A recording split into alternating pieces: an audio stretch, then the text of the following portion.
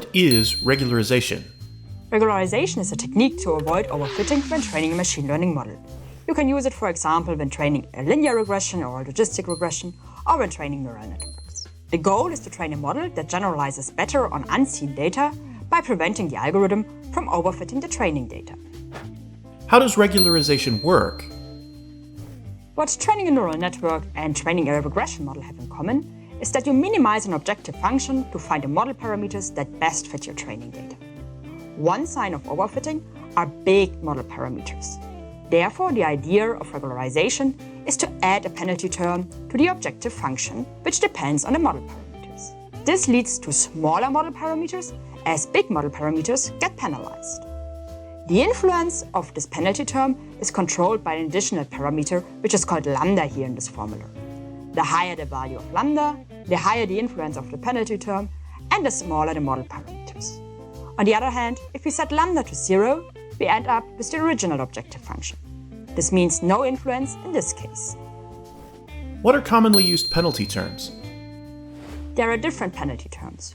One option is to use the sum of the squares of the model parameters.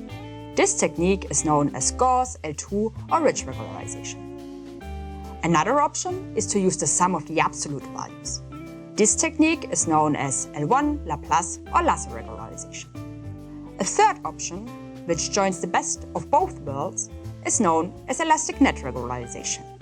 Here, two penalty terms are added to the objective function. Lambda 1 multiplied by the sum of the absolute values, plus lambda 2 multiplied by the sum of the squared values. What's the difference between the different penalty functions, and how do we know when to use which one? L2 and L1 are both common regularization techniques, but they have one big difference. L2 regularization leads to smaller model parameters in general, but lacks the ability to reduce them all the way to 0.